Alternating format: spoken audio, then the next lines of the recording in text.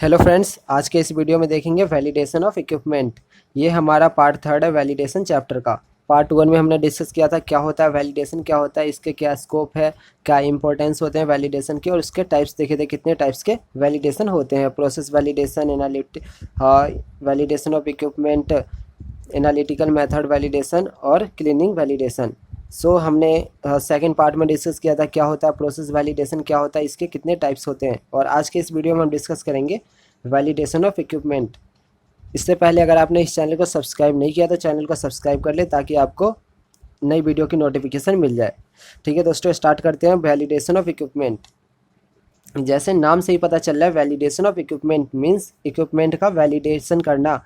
हाँ, इक्विपमेंट को वैलिडेट करना, इसका प्रॉपर डॉक्यूमेंटेशन करना, जिससे कि हम इंश्योर हो जाते हैं कि जो हम इंस्ट्रूमेंट प्रिपेयर कर रहे हैं वो प्रॉपरली ऑपरेट होगा और जो हाँ सूटेबल होगा इंटेंडेड यूज के लिए। सो अगर अब हम इसका देखते हैं, डेफिनेशन देखते हैं। सो सिंपली हम इसे डिफाइन कर सकते हैं, equipment validation is a term use to describe set of independent procedure that are use to check if the product meet the specification are appropriate for intended purpose. Means जो equipment validation एक तरह का procedure होता है, independent set of independent procedure होता है जिसे use करते हैं चेक करने के लिए कि जो प्रोडक्ट मीट कर रहा है अगर स्पेसिफिकेशन तो वो सुटेबल है इंटेंडेड पर्पस के लिए। और सिंपली हम डिफाइन कर सकते हैं, हाँ सिंपली हम कह सकते हैं कि जो हाँ वैलिडेशन ऑफ इक्विपमेंट इंश्योर करता है कि जो इंस्ट्रूमेंट और हम सिंपली कह सकते हैं we can say that validation of equipment, जो वैलिडेशन इक्विपमेंट का वैलिडेशन होता है वो इंश्योर करता है कि योर इंस्ट्रूमेंट प्रॉपरली ऑपरेट कर रहा है and appropriate for intended use, और वो सुटेबल है इंटेंडेड यूज के लिए सुटेबल है। इसमें IQ OQ PQ पे ध्यान दिया जाता है। IQ means installational qualification, OQ operational qualification और PQ परफॉर्मेंस क्वालिफिकेशन। आगे देखेंगे क्या होता है ये सब। सो अब हम देखते हैं कौन कौन से इक्विपमेंट होते हैं जिसको वैलिडेशन किया जाता है, जिसको वैलिडेट किया जाता है। So example of equipment validation are example of equipment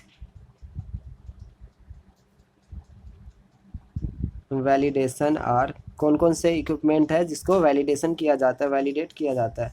so first बात करते हैं तो वैलिडेशन ऑफ ऑटोक्लेव की जाती है, validation of autoclave. Second validation of dissolution apparatus, validation of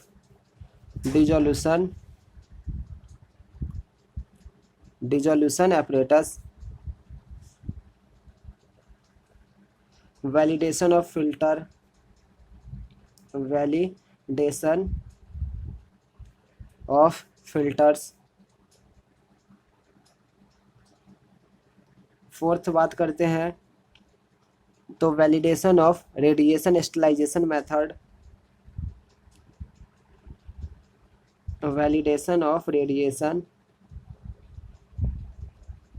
स्टलाइजेशन method, IZATION sterilization method. So ये कुछ जो इक्विपमेंट है जिसको वैलिडेशन किया जाता है, जैसे validation of autoclave, validation of dissolution apparatus, validation of filters, validation of radiation sterilization method. अब हम देखते हैं जो कौन कौन से अब हम देखेंगे कौन कौन से स्टेप है जिसमें इक्विपमेंट वैलिडेशन को कवर किया जाता है। सो देखते हैं। अब स्टेप देखने से पहले सबसे पहले हम देख लेते हैं प्रिंसिपल, देख लेते हैं, उसके बाद देखेंगे इक्विपमेंट जो वैलिडेशन कौन कौन से स्टेप में की जाती है। सो प्रिंसिपल देखते हैं। प्रिंसिपल में जो इक्विपमेंट है मस्ट बी लोकेटेड होना चाहिए, डिजाइंड होना चाहिए, constructed, adapted, maintained, suit the operation to be carried out. So principle देखते हैं। प्रिंसिपल कहता है जो equipment must be located, design, constructed, adapted, maintain to suit the operation to be carried out, means जो operation perform किया जा रहा है उसके लिए जो इक्विपमेंट होना चाहिए, लोकेटेड होना चाहिए, डिजाइंड होना चाहिए, कंस्ट्रक्टेड होना चाहिए, अडेप्टेड होना चाहिए, मेंटेन होना चाहिए, ताकि वो जो ऑपरेशन को सूट कर सके जिसको जो परफॉर्म किया जा रहा है। अब हम देखेंगे कौन कौन से स्टेप में जो इक्विपमेंट वैलिडेशन किया जाता है। सो जो equipment validation is covered in several step, different steps में कवर किया जाता है इक्विपमेंट वैलिडेशन। सबसे फर्स्ट स्टेप जो है हमारा यूजर रिक्वायरमेंट स्पेसिफिकेशन और कस्टमर रिक्वायरमेंट। सेकंड जो स्टेप है डिज़ाइन क्वालिफिकेशन। थर्ड है डिज़ाइन क्वालिफिकेशन, इसे हम DQ भी बोलते हैं, डिज़ाइन क्वालिफिकेशन। इसको इंस्टॉलेशनल क्वालिफिकेशन IQ। फोर्थ जो है ऑपरेशनल क्वालिफिकेशन OQ और परफॉर्मेंस क्वालिफिकेशन PQ। सो ये सब जो डिफरेंट स्टेप्स है जिसको हम इक्विपमेंट वैलिडेशन में यूज करते हैं। अब एक एक स्टेप देखते हैं क्या क्या होता है। यूजर रिक्वायरमेंट स्पेसिफिकेशन, सबसे पहले देखते हैं user requirement specification.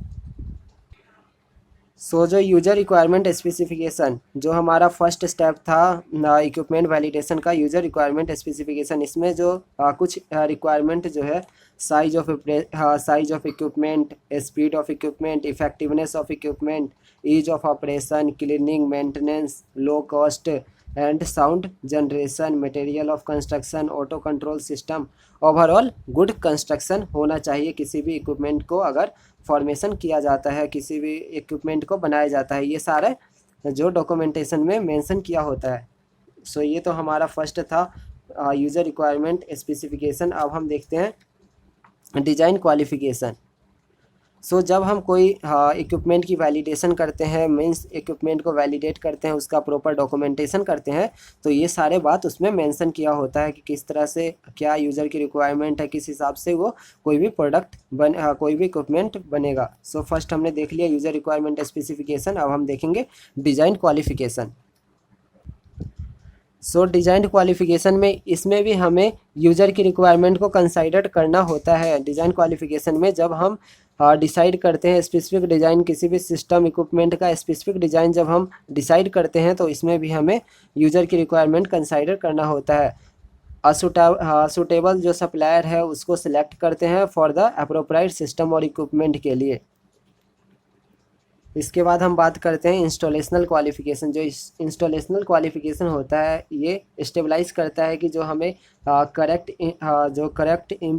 Equipment receive हुआ है, इसमें जो दिया जाता है, it stabilize that the correct equipment have been received and installed as per as plan and protocol, कि करेक्ट जो हमें इक्विपमेंट रिसीव हुआ है और उसको इंस्टॉल्ड किया गया है प्लान और प्रोटोकॉल के हिसाब से या नहीं। ये आल्सो वेरीफाई करता है किसी तरह का ये अनडैमेज्ड पार्ट तो नहीं आ गया, ये अनडैमेज्ड पार्ट, ये सर्विस कंट्रोल गैजेज किसी तरह का तो नहीं है। और जो वेरीफाई करता है कि प्रॉपर इंस्टॉलेशन हुआ है या नहीं इक्विपमेंट का।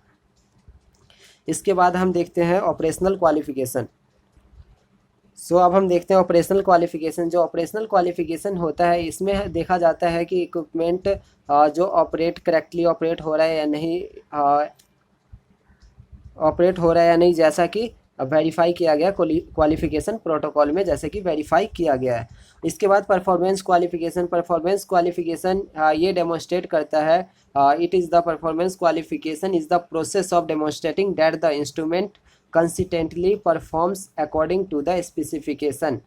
सो जो इक्विपमेंट है वो कंटिन्यूसली परफॉर्म कर रहा है नहीं, स्पेसिफिकेशन के कंसिस्टेंटली जो ये परफॉर्म कर रहा है नहीं, जो इक्विपमेंट परफॉर्म कर रहा है नहीं, जैसे कि प्लान और प्रोटोकॉल में दिया गया है। सो ये डिफरेंट वैलिडेशन स्टेप्स होते हैं जिसको फॉलो करना हो, जिसको डॉक्यूमेंटेशन किया होता है, जैसे कि यूज़र रिक्वायरमेंट स्पेसिफिकेशन, क्या रिक्वायरमेंट होती है यूज़र की, डिज़ाइन क्वालिफिकेशन, कैसी डिज़ाइन होनी चाहिए इक्विपमेंट की, इसमें भी यूज़र की रिक्वायरमेंट।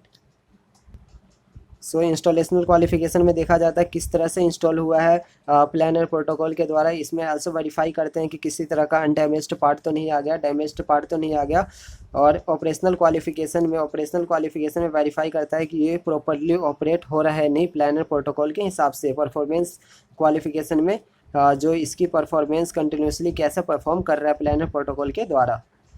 सो ये हमारा हो गया आज का टॉपिक ख़त्म, इक्विपमेंट वैलिडेशन। नेक्स्ट वीडियो में हम देखेंगे वैलिडेशन ऑफ एनालिटिकल प्रोसीजर। ठीक है दोस्तों, अगर आपको वीडियो अच्छी लगे वीडियो को लाइक करें, चैनल को सब्सक्राइब करें। धन्यवाद।